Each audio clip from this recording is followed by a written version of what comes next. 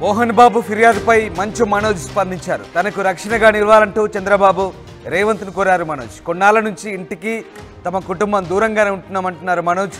తన ముందే తన కుటుంబ సభ్యుల్ని తీవ్రంగా తిట్టారంటున్నారు మనోజ్. ఇంటిలోని సీసీ ఫుటేజ్ కెమెరాలు మాయమయ్యా అంటున్నారు. విష్ణు అనుచరులే సీసీ ఫుటేజ్ మొత్తాన్ని మాయం చేశారంటూ మనోజ్ ఆరోపిస్తున్నారు. తాను ఆస్తుల కోసం ఎప్పుడూ ప్రాకులాడలేదంటున్నారు మనోజ్. తాను తన భార్య సొంత కాళ్ళ మీద నిలబడుతున్నామంటున్నారు. విద్యా సంస్థల్లో అక్రమాలు జరుగుతున్నాయని, విద్యా సంస్థలోని బాధితులకు తాను అండగా ఉంటానంటున్నారు మనోజ్.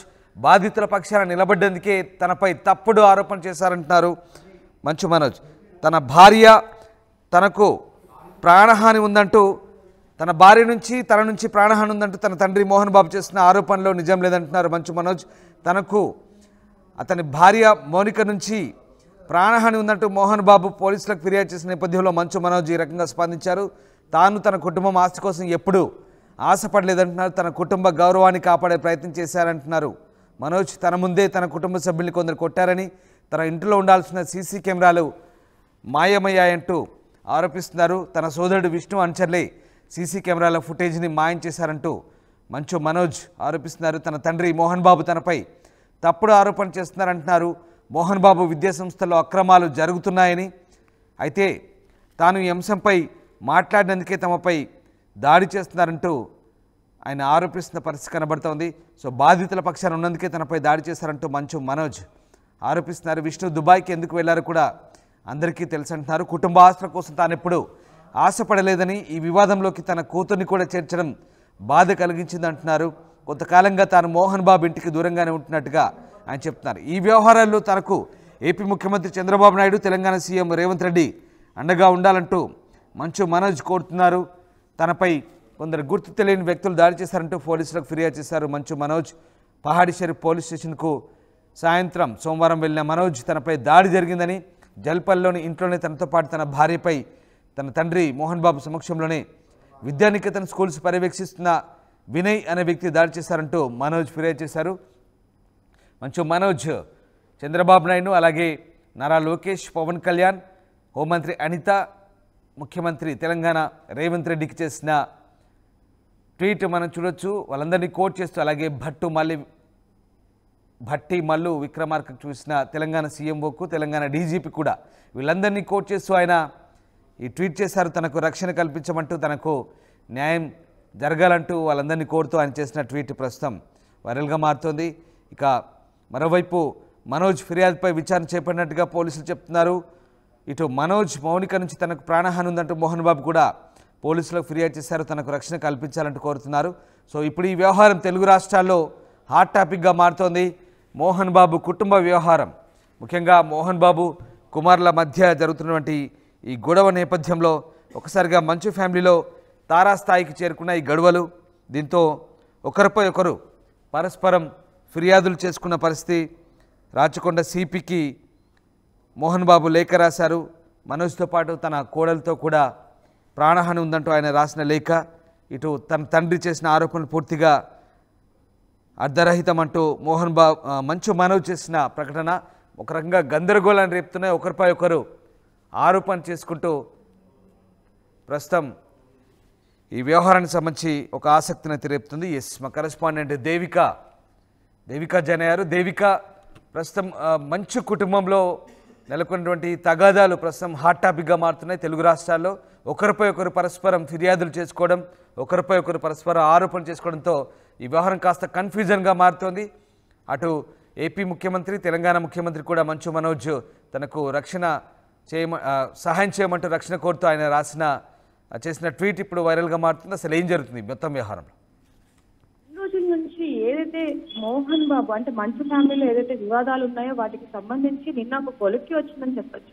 ఎందుకంటే అసలు ఎవరు దాడి చేశారు?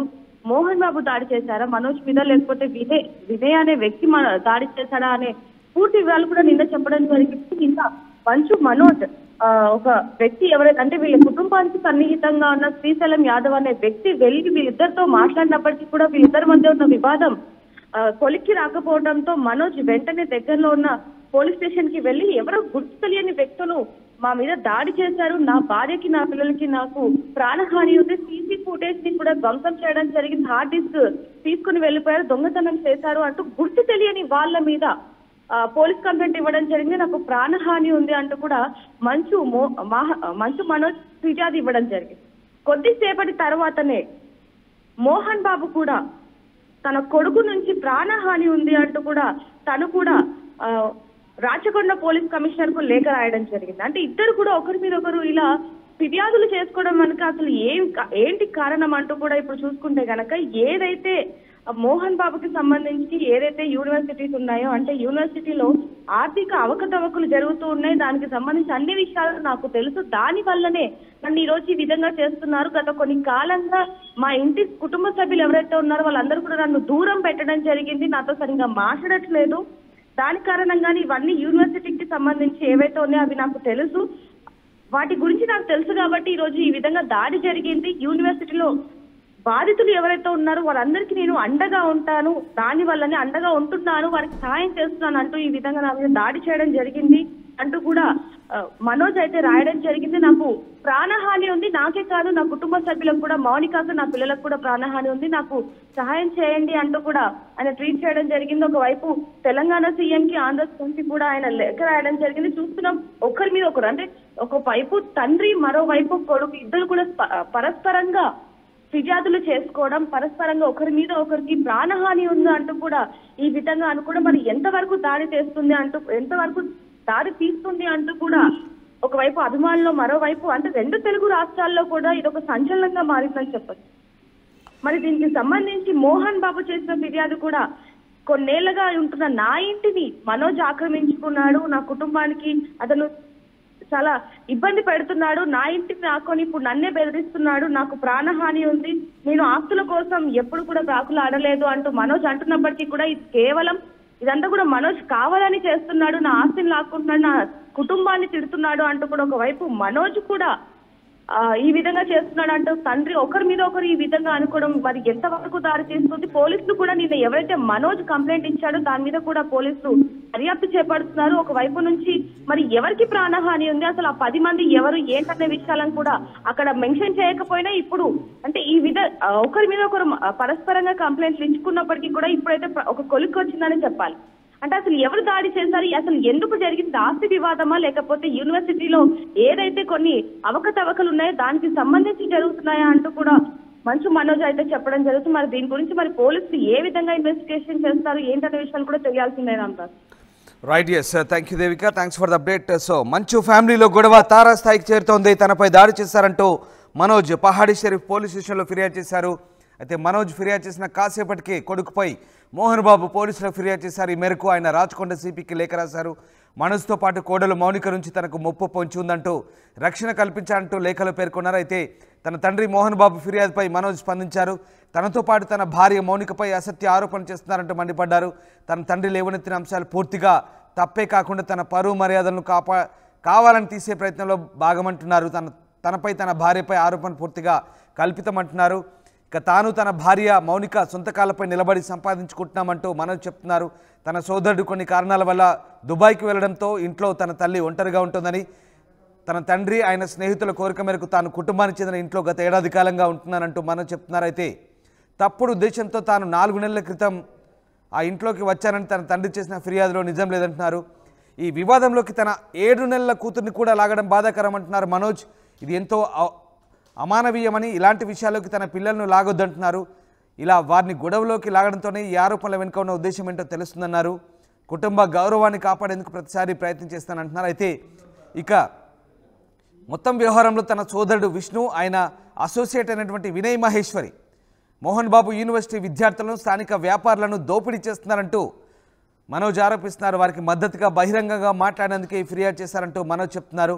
ఆర్థిక అవకతవకలకు సంబంధించిన ఆధారాలు తన వద్ద ఉన్నాయని, కావాలంటే వాటిని అధికారులకు ఇస్తానంటున్నారు మంచు మనోజ్. సో మొత్తం మీద విష్ణు స్వలాభం కోసం కుటుంబం పేరును వాడుకుంటున్నారని, తాను ఎప్పుడు స్వతంత్రంగానే ఉంటున్నానంటున్నారు. విష్ణు కుటుంబ వనరులను దుర్వినియోగం చేశాడని, తన తండ్రి ఎప్పుడూ అతనికే మద్దతుగా ఉంటాడంటూ మనోజ్ ఆరోపిస్తున్నారు. తాను మాత్రం పరువు నష్టం, వేధింపులకు గురవుతున్నానంటూ ఆవేదన వ్యక్తం చేస్తున్నాడు. సో మోహన్ బాబు విద్యా సంస్థలో జరిగిన అవకతవకల వల్లే తాను బహిరంగంగా చేసిన విమర్శలతోనే తనపై ఇలాంటి దాడి జరిగిందంటూ మనోజ్ చెప్పడం ఇప్పుడు కలకలం రేపుతోంది. ఇక ఇంట్లో సీసీటీవీ ఫుటేజ్ మాయం కావడంపై కూడా మనోజ్ ఆందోళన వ్యక్తం చేస్తున్నాడు. విష్ణు అనుచరులైన విజయరెడ్డి, కిరణ్ వాటిని ఎందుకు తొలగించారంటూ ప్రశ్నిస్తున్నారు. ఈ ఘటనపై తీవ్రమైన ఆందోళన, ప్రశ్నలు రేకెత్తిస్తుందంటున్నారు. కుటుంబ ఆస్తుల కోసం తాను ఎప్పుడూ ఆశపడలేదంటున్నారు. ఆస్తిపాస్తులపై ఆధారపడకుండా తన పిల్లలను పెంచుతున్నందుకు గర్వంగా ఉందంటున్నారు మనోజ్. సో మొత్తం మీద 8 ఏళ్లుగా తండ్రి సోదరుడి సినిమాలకు విశ్రాంతి లేకుండా పనిచేశానని, ఫ్యామిలీ గురించి ఆలోచించి ఒక్క రూపాయి కూడా తీసుకోకుండా పనిచేశానంటున్నారు. సోదరుడు విష్ణు ఇంకా కుటుంబం నుంచి మద్దతు పొందుతున్నట్టు మనోజ్ చెప్తున్నారు. సో ఓవరాల్గా మంచు ఫ్యామిలీలో జరుగుతున్నటువంటి గొడవలు ఇప్పుడు తారాస్థాయికి చేరుకున్నాయి. మంచు కుటుంబంలో జరుగుతున్న గొడవలతో ఒక్కసారిగా తెలుగు రాష్ట్రాల్లో అయితే ఒక ఆసక్తికరమైన చర్చ అయితే సాగుతుంది. సో మొత్తం మీద మనోజ్ చేసిన ఆరోపణలు, అలాగే ఆయనపై తన తండ్రి చేసిన ఫిర్యాదులు ఇప్పుడు చర్చనీయాంశంగా మారుతున్నాయి. మోహన్ బాబు విద్యా సంస్థలు, మోహన్ బాబు యూనివర్సిటీలో జరుగుతున్న అక్రమాలే ఈ గొడవలకు కారణమా? అసలు ఏం జరుగుతుంది? మనోజ్ చేస్తున్న ఆరోపణలు నిజమెంత? మనోజ్ ఏకంగా మోహన్ బాబు విద్యా సంస్థలు, ఆయన యూనివర్సిటీలో జరుగుతున్న ఆర్థిక అవకతవకలు, అక్రమాలను బయట పెడుతున్నందుకే తనపై దాడి చేశారంటూ చేస్తున్న ఆరోపణలు ఇప్పుడు కొత్త చర్చకు దారితీస్తున్నాయి.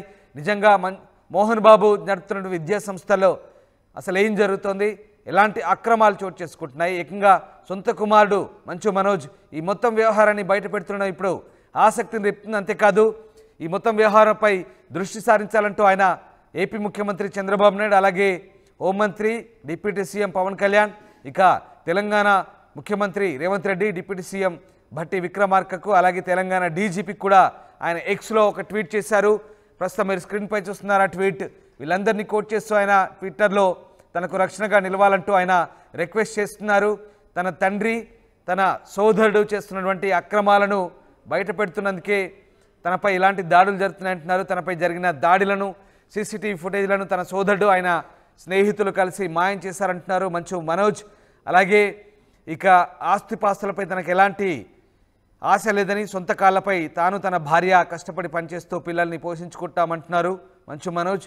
మొత్తం మీద తన తండ్రి, తన సోదరుడు విష్ణు ఇద్దరు కలిసి తనపై లేనిపోని అభాండాలు వేస్తూ పరువు నష్టం తీస్తున్నారని, తనను బాధిస్తున్నారంటూ మనోజ్ చేస్తున్న ఫిర్యాదులు ఇప్పుడు తెలుగు రాష్ట్రాల్లో చర్చనీయాంశంగా మారుతున్నాయి. ఆర్టీవీ యాప్ వార్తల్ని క్షణాల్లో చదివే అవకాశం ఉంటుంది. ఒక న్యూస్ పేపర్, ఒక టెలివిజన్ ఛానల్ మీ చేతుల్లో ఎప్పుడూ ఉంటాయి.